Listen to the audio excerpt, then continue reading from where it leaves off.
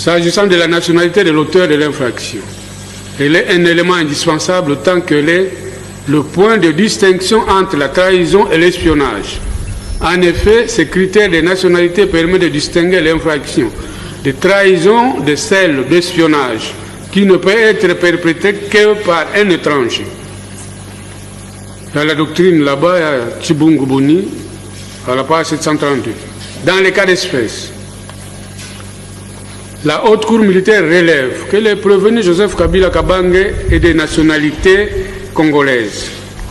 En effet, comme l'a dit l'organe poursuivant, il est congolais étant donné qu'il a assumé de hautes fonctions au sein des forces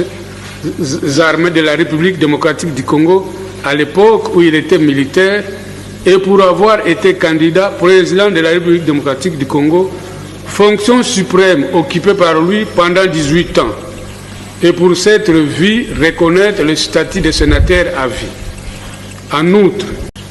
la Haute Cour militaire relève que les faits tels qu'exposés démontrent que le prévenu Kabila a entretenu des intelligences avec le Rwanda, une puissance étrangère hostile à la République démocratique du Congo, et ses agents, à savoir la coalition Alliance Fleuve Congo M23 qui a eu pour conséquence le déclenchement des hostilités contre la République démocratique du Congo. Elle note que dans les cas sous examen, la résolution d'agir s'agissant du prévenu Joseph Kabila Kabange a été manifestée par le fait qu'il a légitimé les actes terroristes et des crimes graves commis par la coalition Alliance Fleuve Congo M23. En effet, le refus par lui de dénoncer et de condamner les actes perpétrés par la dite coalition en constitue une preuve et la confirmation de la thèse selon laquelle il est à la base de la création de l'Alliance Fleuve Congo. Cependant, dans le cas d'espèce,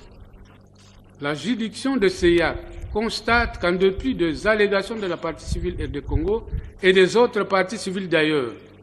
le prévenu est poursuivi pour des infractions qui ne prévoient pas la peine complémentaire de confiscation et ne prononcera donc pas la confiscation sollicitée faute de base légale. En ce qui concerne la confirmation de la mise sous séquestre de biens du prévenu Joseph Kabila Kabange, sollicité par l'organe poursuivant, la Haute Cour militaire note en effet que, se conformant à l'article 130 du Code pénal militaire, le magistrat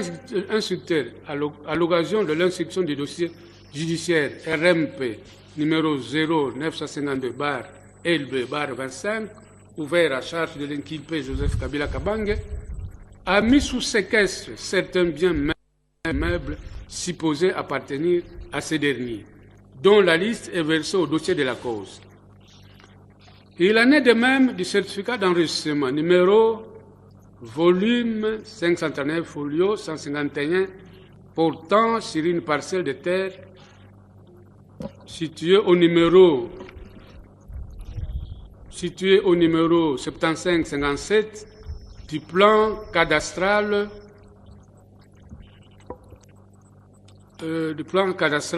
dans la ville de Kinshasa, commune de Gombe,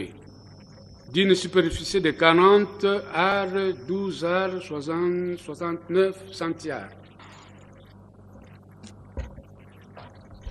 D'après cette disposition, si les faits reprochés au prévenu constituent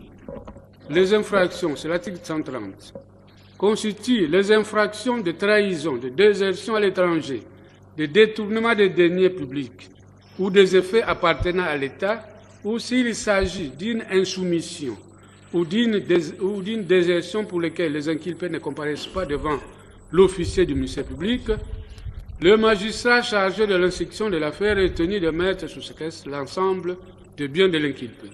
Cependant, dans les cas sous examen,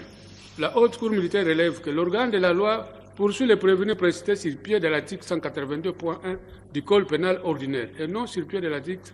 128 du Code pénal militaire. Ce qui ne justifie donc pas l'application de l'article 130 du Code pénal militaire relative à la mesure de séquestre des biens du dit prévenu prise par les magistrats instructeurs dans les cas d'espèce. En conséquence, la haute cour militaire ne confirma pas la mise sous séquestre des biens du dit prévenu, tel que sollicité par le ministère.